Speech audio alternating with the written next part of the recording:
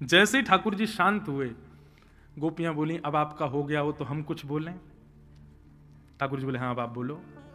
और गोपियों, भगवान ने 10 श्लोकों में पतिव्रता नारी का धर्म समझाया, गोपियों ने 11 श्लोकों में उत्तर दिया कि हम क्यों आई हैं सब छोड़ छाड़ के। इसी को प्रणय गीत कहते हैं। गोपियां कह रही हैं भक्त की और भात की एक ही राशि होती है। देखो कहां से आ रही हैं गोपियां। भक्त की और भात की एक ही राशि होती है। ठाकुर जी बोले मतलब?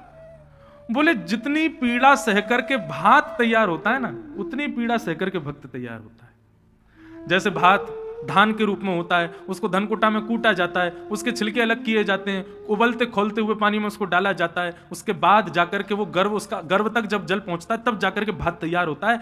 लेकिन भोक्ता, भोजन करने वाला, जैसे उसको भात परोसा जाता है तो वो कोई उसकी मर्यादा नहीं देख पाता कि अरे राम ये तो बड़ी मेहनत से बना है, इसको बेचारे को चुन चुन के पाऊं, इसको चबाऊं नहीं, या कुछ ऐसा नहीं। सीधा दाल उड़ेलता है, उसमें पापड़ वापड़ मिलाए, मिलू के गप खा लेता है।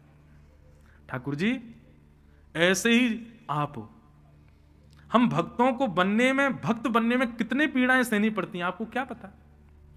हम कितनी पीड़ाएं सहकर के भक्त बनते हैं, आपके वैष्णव बनते हैं, आपके शरणागत बनते हैं, परंतु जिस प्रकार भोक्ता भात को खा जाता है ऐसे ही भगवान भक्त को खा जाते हैं। उनकी पीड़ा नहीं समझ पाते। ठाकुर जी आप हमको व्यभिचारिणी मत समझो कि हम सबके ब्याह हो गए, बालक हो गए तो हम सब अपने पति परिवार छोड़ छाड़ के आपके पास आपसे कुछ मांगने आई हैं। नहीं, गोपियों ने स्पष्ट किया कि आपका स्पर्श भी हमको प्राप्त ना हो, जीवन भर बिना स्पर्श किए रह लेंगी, बिना देखे रह लेंगी, लेकिन आप हमारे हो, हम आपके हैं, बस ये स्वीकारी करना आपसे चाहते हैं और कुछ नहीं। हम पूरा जीवन व्यतीत, हम कोई व्यभिचारिणी थोड़े हैं कि आपसे कोई कामना रख। इसको कहते हैं प्रेम, जहां कोई कामना नहीं होती।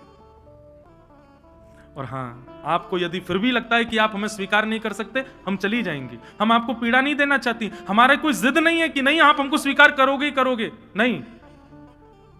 बस हम एक बात कहना चाहती, हम चली जाएंगी, लेकिन एक वस्तु हमारी आपके पास है, वो हमको वापस करो। भगवान बोले क्या? गोपियां कहती हैं हमारा मन आपके पास है भगवान, हमारा मन आपके चरणों में है, हमारा मन आप में अटक गया है, कृपा करके हमारे उस मन को आप अपने आप से दूर कर दो, हम अभी चली जाएंगी लौट करके, कभी नहीं आएंगे दोबारा।